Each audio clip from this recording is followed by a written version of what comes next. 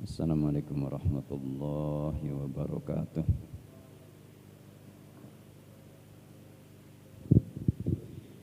Bismillahirrahmanirrahim. Wassalatu wassalamu ala rasulillah wa ala alihi wa sahbihi wa mawalah, amma ba'd. Babu asma'ullahul husna. Bab nerangaken pira-pira asmane Gusti Allah kang bagus. Asmaul husna. Wasihatu lan nerangaken sehat wal faragh lan kober utawa sempat. Wal faragh lan sempat. Wa kun ka'annaka gharib lan hadis kun ka'annaka gharib. Kun ana sira ana iku ka'annaka kaya kastune sira ana iku gharibun wong kang ngumbara.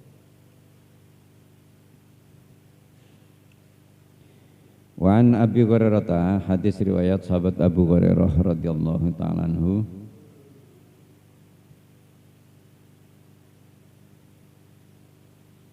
Aidan halimalih riwayatan haling riwayataken anin Nabi saking Gusti Kanjeng Nabi sallallahu alaihi wasallam. Qala ngendika sapa Kanjeng Nabi, lillahi iku kagungane Gusti Allah apa tis'atu wa tis'una asman. Duweni 99 jeneng. Duweni 99 jeneng nama. Mi'atun yaiku 100 illa wahidan kurang siji.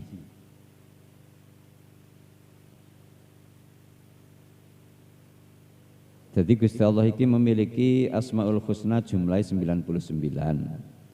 Yaitu 100 kurang 1. Nah yang satu mana? Yang satu ya kalimat Allah sendiri itu. Yang satu kalimat Allah, kemudian yang 99 itu yang menjadi sifatnya. Itu semua merupakan asma untuk Allah atau nama untuk Allah.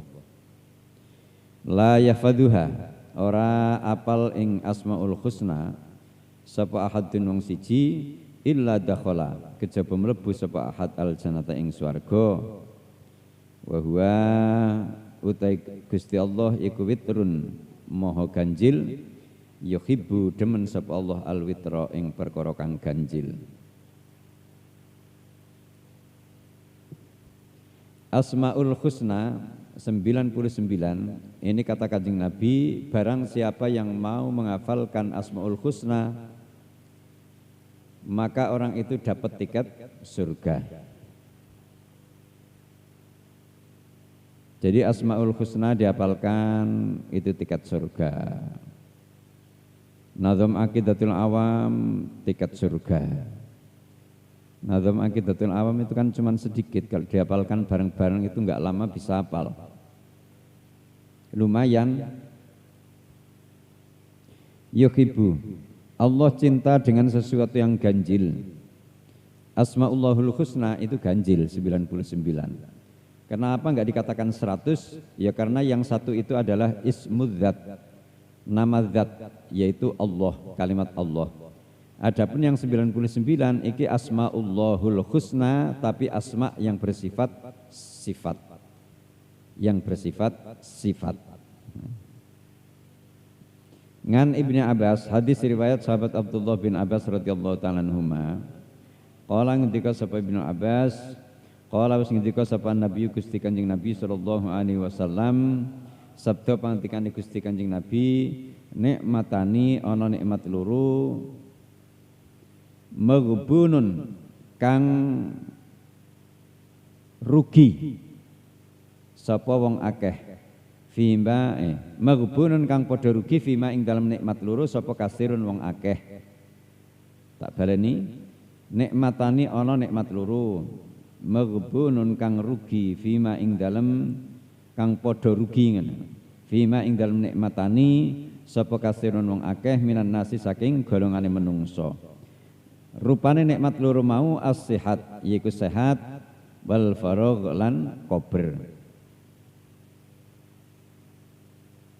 Ada dua nikmat yang sering disia-siakan orang sehingga dikatakan orang itu rugi. Rugi karena tersia-sia nikmat dua ini.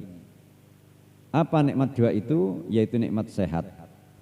Kita diberikan sehat oleh Allah tapi seneng untuk nganggur, seneng untuk yang enggak berguna.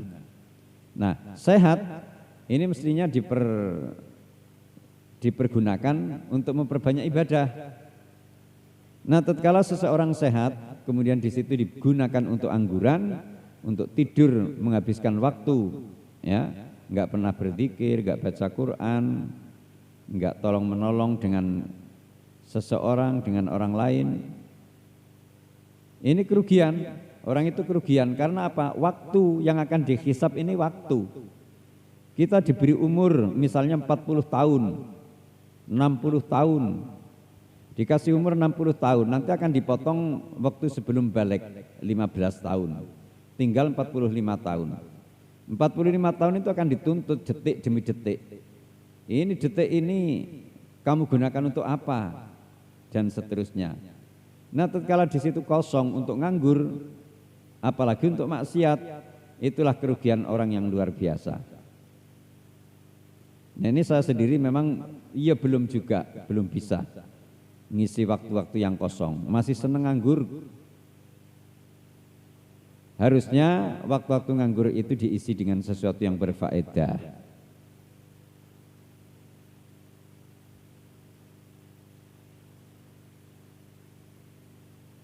Kemudian yang kedua, wal faragh, sempat. Ada kesempatan kita enggak pernah menyempatkan. Ini kerugian. Sehat enggak menggunakan sehatnya, sempat enggak menggunakan kesempatannya. Inilah kerugian manusia secara umum. Maka kaitan dengan surat Al-Asri, Allah bersumpah dengan waktu asar. Wal asri, sumpah demi waktu asar.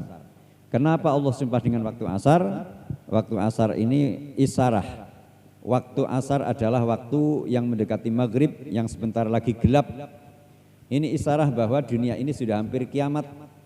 Maka Allah bersumpah dengan wal asri. Innal insana lafi khusrin, sungguh manusia ini ada di dalam kerugian. Manusia secara umum ada di dalam kerugian, illa, terkecuali, illalladzina amanu wa amilus sholihat, terkecuali yaitu orang-orang yang beriman kepada Allah dan beramal soleh. Kalau orang-orang yang beriman dan beramal soleh, amal soleh ini ya kita berbuat kebaikan secara langsung dengan Allah, berzikir, baca Quran, sholawat dan sebagainya. Berbuat kebaikan dengan sesama makhluk, ya kita tolong menolong atau kita memperhatikan makhluk-makhluk yang di situ membutuhkan. Apalagi kita miara binatang, kita rawat dengan baik-baik. Kalau perlu dimandikan, minum cukup, makanan cukup, semua itu kita kerjakan. Inilah orang yang enggak akan rugi. Jadi orang yang enggak rugi itu orang yang waktu demi waktu di situ digunakan untuk sesuatu yang berfaedah. Orang yang rugi yaitu orang yang tidak pernah menggunakan waktu untuk sesuatu yang berfaedah. Jadi wala asri, demi waktu asar, innal insana lafi khusrin, sungguh manusia ada di dalam kerugian. Illa, terkecuali alladzina amanu wa amilus sholihat, yaitu orang-orang yang beriman dan beramal soleh. Beriman enggak beramal soleh, setan. Setan beriman tapi enggak mau beramal soleh, itulah setan. Iman tok, iku ora bener. Iman mesti gandengnya karo ngamal soleh. Nah, ngamal soleh ini yakni kita berbuat kebaikan, baik secara langsung dengan Allah ataupun kita beramal baik dengan sesama makhluknya. Enggak hanya tertentu manusia dengan manusia, tolong menolong dengan sama manusia, enggak. Kita tolong menolong dengan makhluk-makhluk yang lain, dengan binatang, itu pun sama kita mendapatkan pahala. Itu termasuk amal soleh.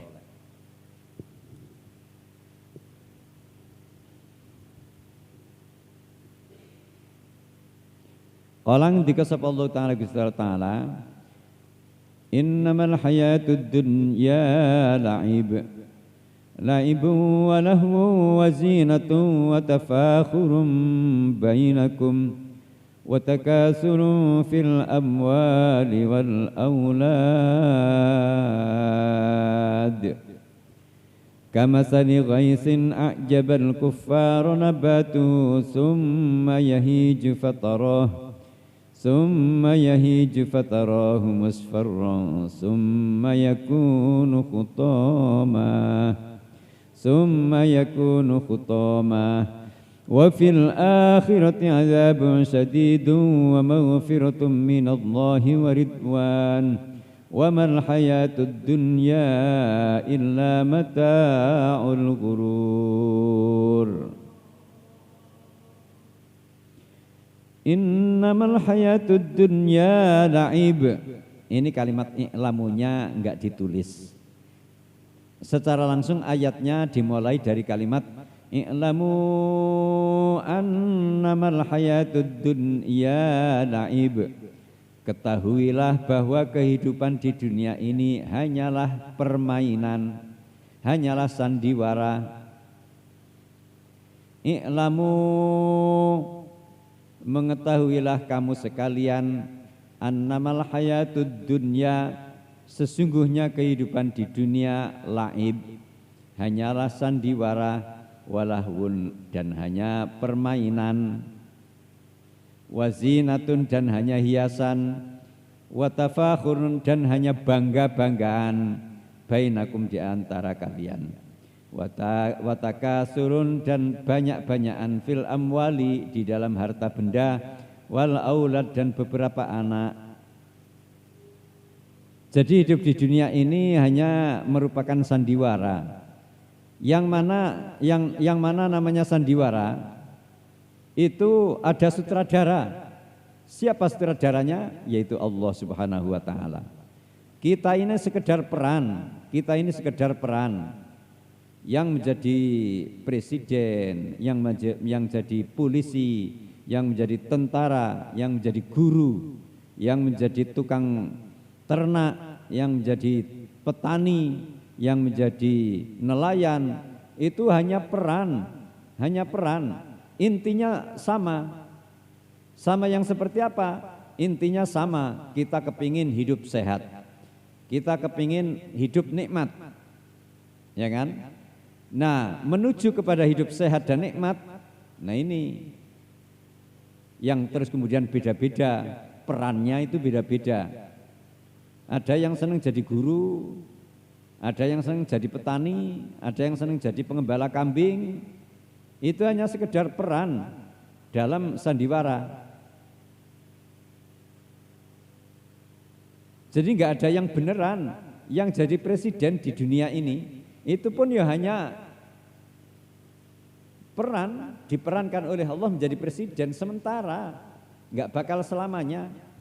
Pak Presiden Soeharto itu yang menjadi presiden paling lama, 33 tahun menjadi presiden. Tapi sekarang di mana Pak Harto itu? Orangnya sekarang di mana? Dikubur apakah berbahagia apa enggak? Banyak dosanya apa enggak? Ini yang enggak dipikir. Kita ini diperintah mikir. I'lamu, di sini kalimat i'lam, perintah ngerti, bahasa ngerti di sini artinya kita diperintahkan mikir bahwa hidup di dunia ini hanyalah sandiwara. Kemudian naibun, hidup di dunia ini hanyalah permainan, sebagaimana permainan bola. Yang namanya permainan, ini yang pertama, ya adanya pemain. Pemain siapa? Ya kita. Kita ini pemain. Kemudian ada pemain, ada penonton. Kita ini ditonton. Siapa yang nonton? Ya para malaikat. Para malaikat yang nonton kita. Kita mainnya baik apa enggak? Terus kemudian ada pengawas, pencatat. Siapa? Yaitu malaikat raqib atid, mungkar nakir, ini yang siap menuntut. Malik Ridwan itu juga yang akan memberi jaza atau yang akan memberi hadiah. Ini permainan, hidup di dunia ini permainan. Jadi kita ini hanya sekedar pemain dan ada wasit. Jadi kita hidup di dunia ini hanya permainan. Laibun walahun, kemudian wazinatun. Yang ketiga, hidup di dunia ini hanyalah hiasan. Hanya hiasan, kita hidup di dunia ini hanya hiasan. Yang namanya hiasan ini akan dipandang indah tatkala hiasan itu memang benar indah. Tapi kalau enggak, kita ini akan menjadi makhluk Allah yang sama sekali oleh Allah enggak pernah dipandang. Kalau hidup kita ini enggak indah, oleh Allah enggak akan dipandang. Malaikat pun enggak akan memandang kita. Tatkala demikian, kita ini akan enggak berguna menjadi hiasan di dunia. Nah, kalau kita ini bisa menjadi hiasan yang baik dalam keluarga baik, dalam bermasyarakat baik, dengan sesama makhluk baik. Ini indah, kita menjadi hiasan yang indah. Itu akan ditonton oleh malaikat, akan ditonton oleh Allah, yang terus kemudian kita akan dipuji. Tatkala itu pujian Allah adalah merupakan pahala surga. La'ibun wa lahum wa zinatun wa tafakhurum bainakum wa tafakhurum bainakum. Wa tafakhurum bainakum ini artinya berbangga-banggaan di antara kalian. Jadi hidup di dunia ini hanyalah berbangga-banggaan. Yang jadi polisi bangga, saya yang jadi polisi, orang yang paling manfaat di dunia. Tanpa ada polisi, ya, dunia enggak akan aman. Dunia enggak akan aman. Kalau enggak aman, semua enggak akan sejahtera. Ya boleh seperti itu, tapi enggak boleh kita terus kemudian menyombongkan diri. Menyombongkan diri. Peh dadi polisi terus sak geleme dhewe. Loh, itu enggak menjadi keamanan lagi, tapi menjadi hama. Enggak menjadi aman, tapi menjadi hama. Loh, banyak polisi yang menjadi hama. Kalau polisi yang beneran melaksanakan tugas dengan sebaik-baiknya, itulah keamanan. Tapi polisi yang dermis, polisi yang ya nguris kesana kesini cuman minta, ngambil, maksa, itu bukan lagi keamanan, itu namanya kehamaan. Menjadi hama. Kalau menjadi hama, itu bangga-banggaan yang disertai takabur, disertai kezaliman. Masya Allah, di akhirat itu tuntutannya berat banget. Wa tafakhurum bainakum. Ini semua sampai dengan petaninya, pedagangnya, nelayannya, pengusaha-pengusaha lain, ya, pemborong. Itu sama, tatkala terus kemudian bangga dengan karirnya, ya. Terus kemudian timbulnya sombong kepada orang, apalagi sudah punya karir yang hebat, duitnya banyak, sombongnya luar biasa, peliting alaihim, alah kuwi wong kaya ngono iki ora bakal nang akhirat ki ditinguk karo Gusti Allah, ora bakal digubris oleh Allah dan malaikatnya. Mati ya langsung diblesepne nang alam kubur, ya. Nang alam kubur akan dijepit kuburan.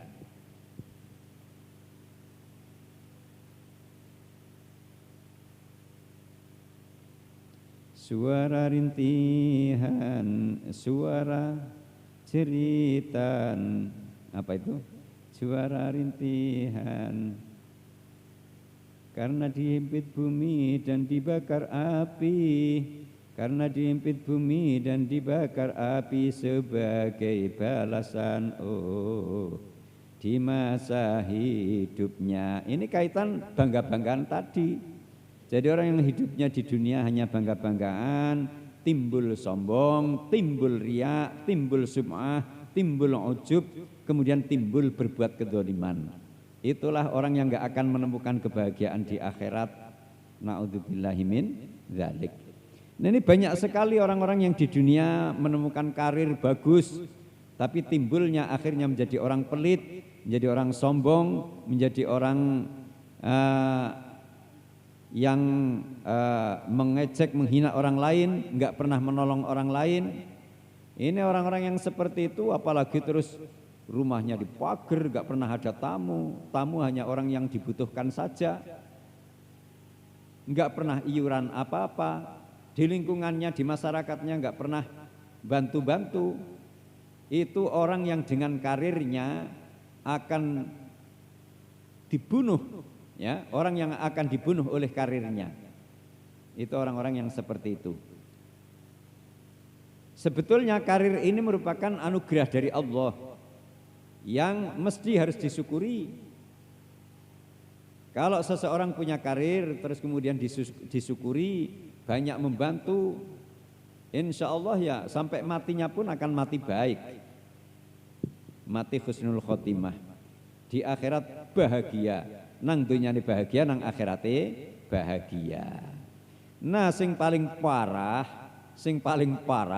kehidupan manusia ini yang di dunianya sudah bangkrut, di dunianya menjadi orang fakir, menjadi orang miskin, ya, tapi hatinya sombong, enggak mau tolong menolong, dengan orang lain pun petita-petiti. Alah wong kaya ngono senang dunyane cilaka, nang akhiratin cerit, ya, mencret, nang akhiratnya ora bakal oleh kebahagiaan. Iki cilaka ping 17. Orang fakir, orang miskin ini menjadi kekasih Allah jika dengan fakirnya, dengan miskinnya, terus kemudian lebih menundukkan hati, ya, lebih sabar, lebih menundukkan hati, lebih meningkat ibadahnya. Itu orang yang disukai Allah. Tapi sudah fakir, sudah miskin, sombong, ya, dengan orang senangnya berbuat kejahatan, keburukan, Allah masya Allah. Nang dunia ini jadi teori. Nang akhirate dadi, nang dunia dadi teori, nang akhirate dadi ya wong kere, ora ger wong kere, wong cilaka. Wa tafakhurum bainakum, kemudian disusul wa takasurum fil amwali wal aulad. Di dunia ini hanya banyak-banyakan harta dan banyak-banyakan anak. Artinya berbangga-banggaan dengan anak. Yang mana harta dan anak yang kita banggakan ini tatkala di situ bisa ada manfaat dan faidah untuk kita, itu namanya kita untung. Untung dengan memiliki harta dan anak. Kita punya harta, dengan harta kita bisa bersedekah, dengan harta banyak kita bisa tolong menolong, dengan harta banyak kita laksanakan haji umroh, kita sedekah, kita zakat. Ini hartanya menjadi faedah dan menjadi keuntungan untuk kita. Demikian pula anak. Orang punya anak, anaknya soleh, menjadi anak yang baik. Dikatakan anak ini enggak hanya pada waktu kecil, malah yang pokok itu nanti. Dikatakan anak itu nanti, yang paling pokok. Misalnya ada orang punya anak sekarang, anaknya dablek ora karuan, nakal gak karuan, bahkan masuk SMP, pekerjaannya hanya kelai, gelut, motor tabrak nih, wong tuane seolah-olah hancur lahir batin, ya.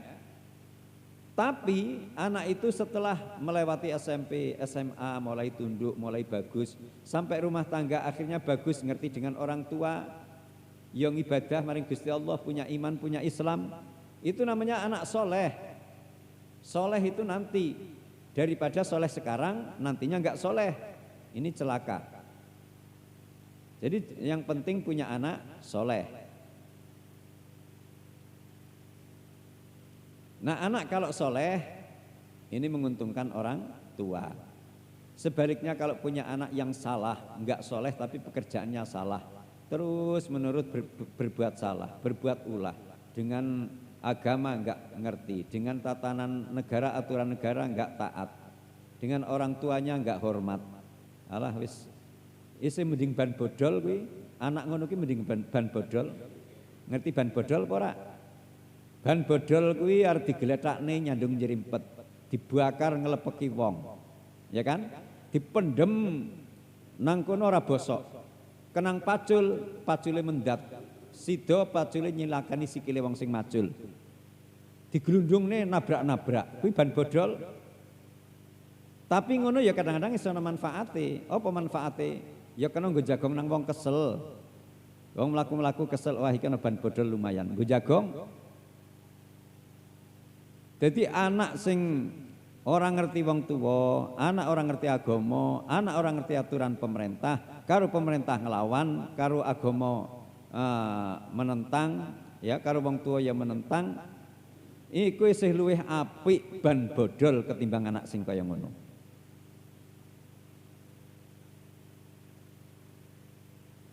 Wa takasurun fil amwali wal aulad.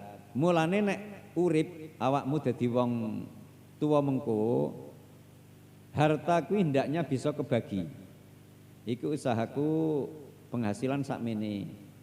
Ya ikilah sedidik menyisihkan untuk kepentingan agama. Pirang persen? 2,5% saja untuk urusan keagamaan. Itu minimal tapi ya. Terus kemudian untuk nafkah. Terus kemudian untuk masa depan anak-anak, cucu, itu dibagi-bagi, tapi tetap kudu ono sing kanggo sosial. Ojo nganti ora ono sing kanggo sosial. Nah sosial itu ya warna-warna dalane. Ono pembangunan keagamaan nyumbang 1.000 rupiah, 2.000 rupiah. Itu sosial keagamaan. Sosial kepada fakir miskin, para duafa, orang-orang sakit kita bantu. Walaupun hanya sekedar tilik wong sakit, ngisi nang amplop 15.000. Lumayan. Ora kroso tapi ngembenang akhirat awakmu dadi wong sugih. Ikulah bondo sing berfaedah, bondo sing bermanfaat. Demikian pula punya anak kita didik menjadi anak yang baik. Saiki ngene. Di dalam Al-Quran itu ada surat ketiga yang bernama surat Ali Imran. Siapa Ali Imran? Ali Imran ini bukan seorang nabi, bukan seorang rasul. Ali Imran ini bukan seorang raja, tapi Ali Imran ini menjadi orang yang dibanggakan oleh Allah sampai menjadi nama suratan Al-Quran dan sejarah hidupnya dimuat di dalam Al-Quran. Kenapa Ali Imran dimuat di dalam Al-Quran oleh Allah? Karena Ali Imran ini orang yang paling sukses di dalam mendidik anak. Jadi anaknya Ali Imran itu tiga-tiganya menjadi orang hebat. Siapa? Anak tiga itu yang pertama Nabi Musa. Nabi Musa itu menjadi orang hebat. Kemudian Nabi Harun dan yang ketiganya adalah Maryam. Maryam ini seorang perempuan dipondokkan oleh Ali Imran di tempatnya Nabi Zakaria. Terus kemudian akhirnya Maryam ini menjadi perempuan yang solihah, yang baik, dan terus kemudian akhirnya mempunyai keturunan satu menjadi nabi, menjadi rasul, yaitu Isa alaihis salam. Jadi Isa iku putune Ali Imran, nek Nabi Musa, Harun dan Maryam ini anaknya Ali Imran. Lho krono Ali Imran dadi wong sing sukses mendidik anak, itu dijadikan contoh oleh Allah di dalam Al-Qur'an. Nah, sebab musababe Ali Imran itu sukses di dalam mendidik anak, karena Ali Imran itu sejak anak di dalam kandungan itu wis berdoa. Wis berdoa. Istri Ali Imran itu lho. Rabbi inni wada'tuha unsa wa inni sammaituha Maryama wa inni u'idzuha bika wa dzurriyyataha minasyaitonir rajim. Oh ini doa tatkala melahirkan. Jadi tatkala istri Ali Imran melahirkan pun berdoa kepada Allah.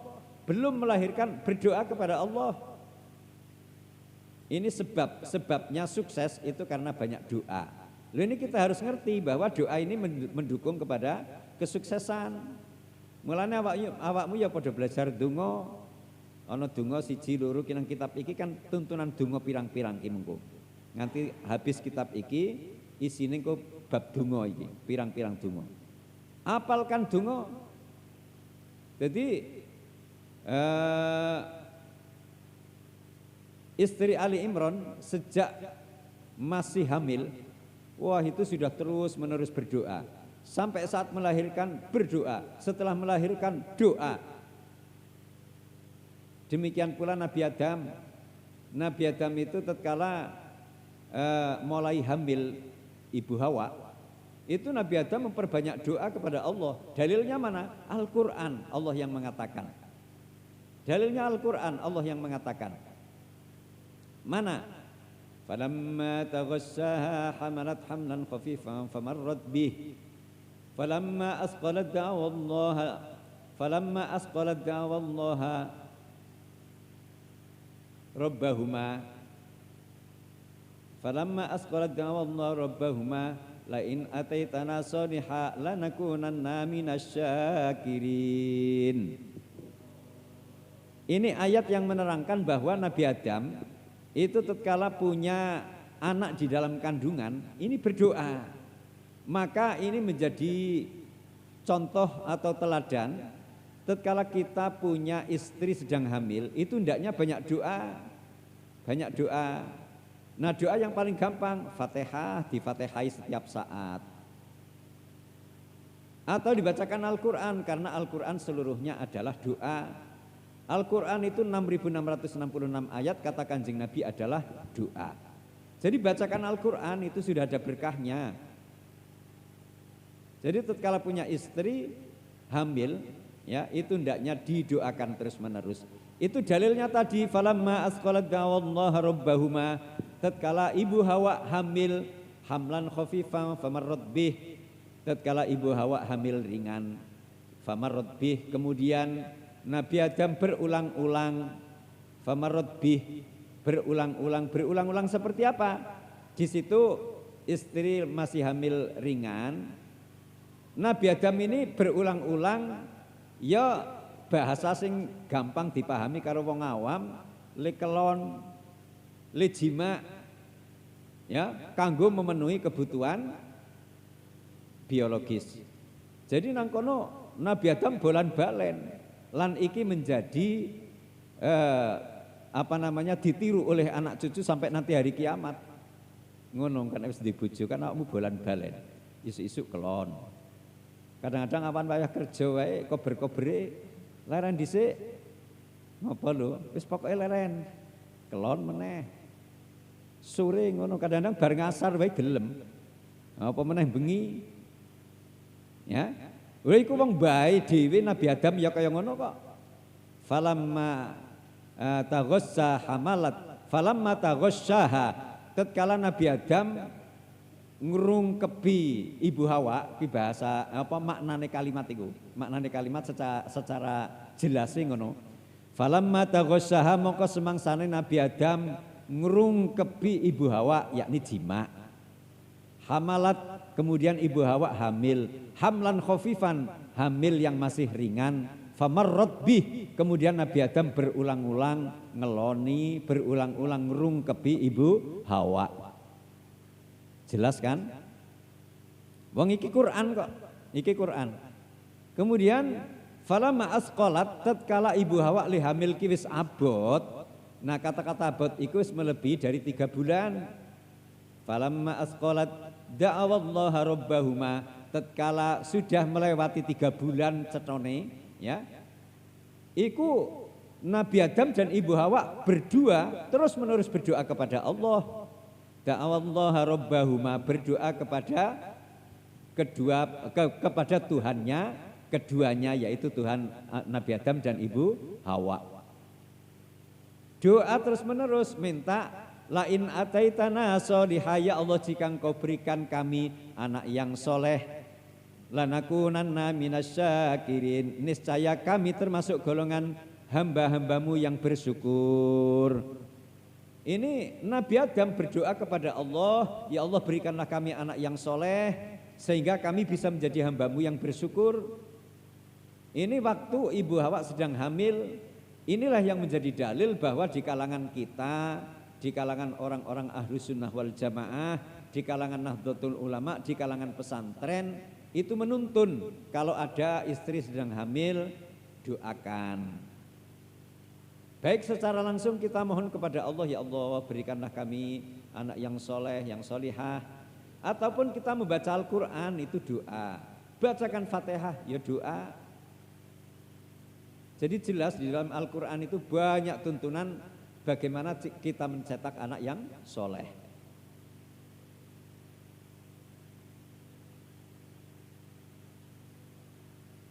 Falamma asqalat da'aw Allah rabbahuma la in ataitana shalihan lanakunanna minasyakirin. Ya Allah, jika Engkau berikan kami anak yang soleh, niscaya kami termasuk golongan hamba-hambamu yang bersyukur.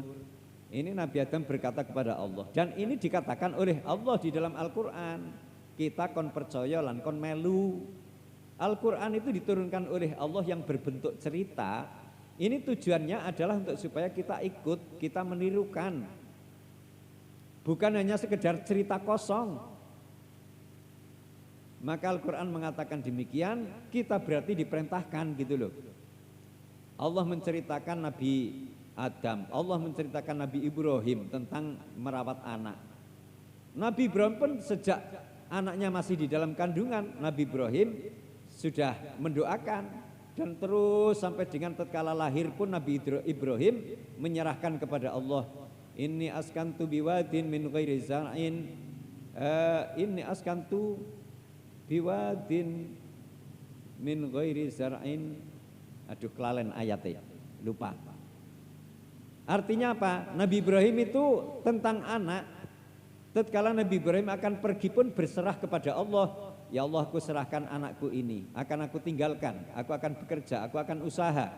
Anak ditinggal, didoakan, diserahkan kepada Allah. Ini kalau kita mau meniru seperti itu, yakin kita akan punya anak yang soleh, yang baik.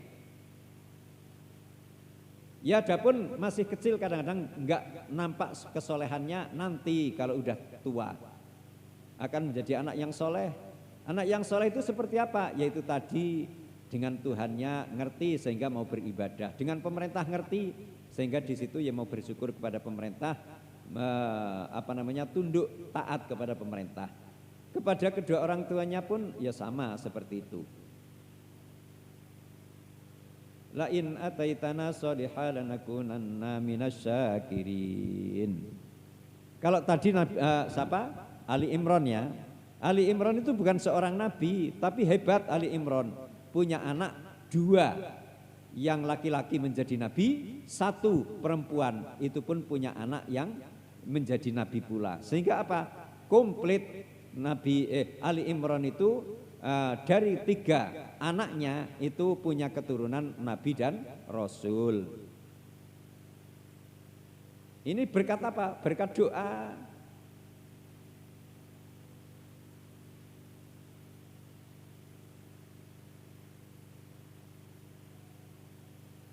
Itu di dalam surat Ali Imran, kalau mau menghafalkan itu doanya doa istri Ali Imran itu panjang di situ. Tadi saya baru hafal atau baru ingat yang 1 ayat.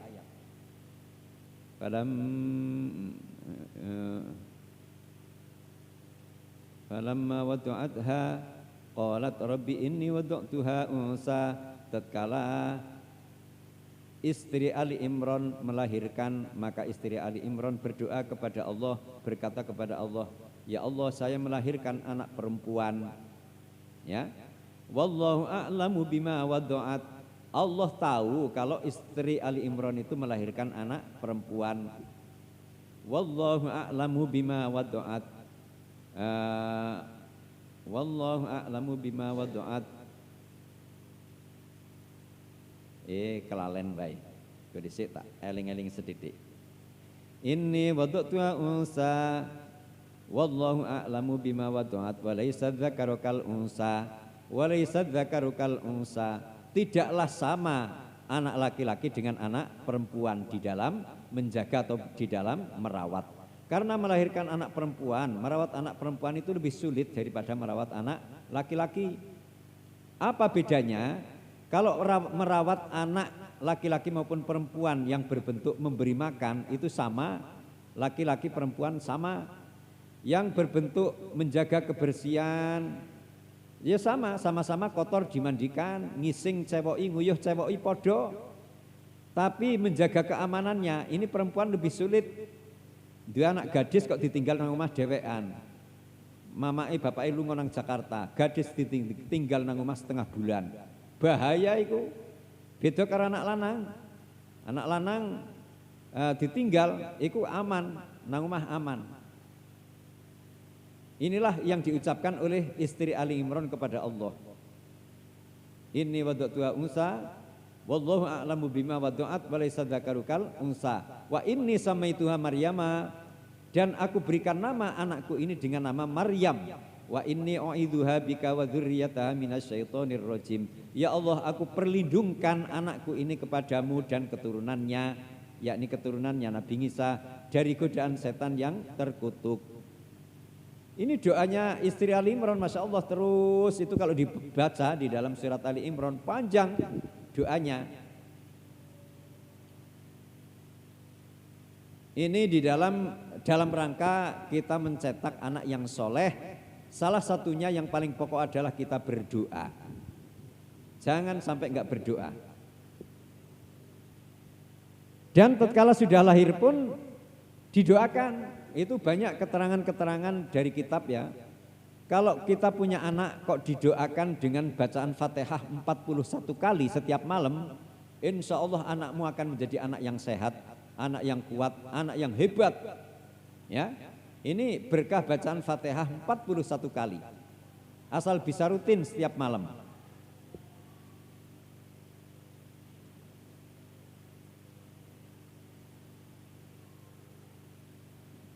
Wis awan, ngesuk dibalai meneh qala Allah Ta'ala ya. Ngesuk diulang qala Allah Ta'ala. Summa qala wassalamualaikum warahmatullahi wabarakatuh.